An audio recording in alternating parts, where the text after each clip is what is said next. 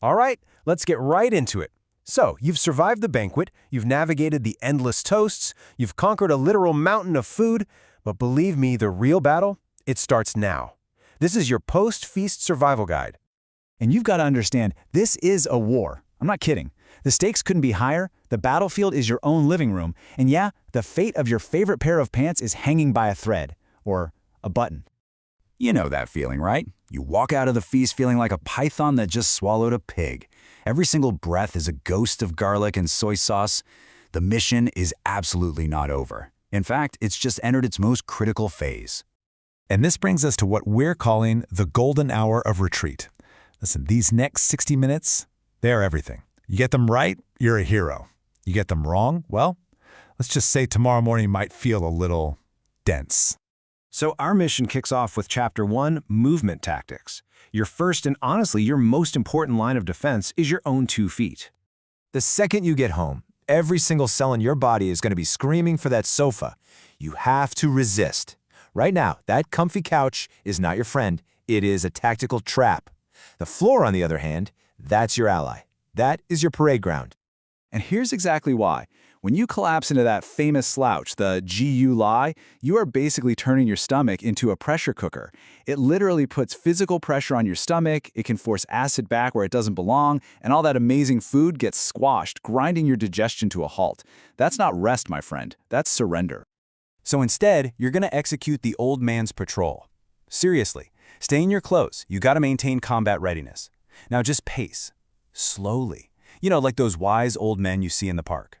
This gentle, upright movement works like a little bulldozer, just gently pushing everything downwards and helping your stomach do its job.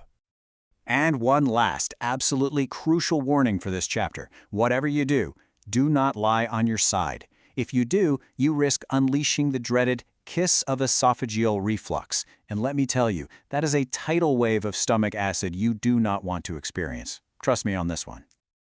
Okay, movement established. Now for Chapter 2, a strategic choice that can absolutely make or break this entire mission, selecting your post-battle beverage. The liquid you choose right now, it's so critical. Is it going to be your redemption, or are you just going to pour gasoline on the fire that's already raging in your stomach? So here is your tactical briefing. We've got the approved elixirs versus the banned substances. Look, any sugary soda, any bubble tea from that column on the right, that's a sugar bomb. It's basically like a ribbon-cutting ceremony for your body to start storing all those calories permanently. We need to stick to the left column. No exceptions. And here's why these drinks are so powerful. The catechins you find in green tea, they're amazing antioxidants that can actually help reduce fat absorption. The caffeine in coffee? Come on, we all know it's a great stimulant that gives your sluggish metabolism a much-needed kick in the pants.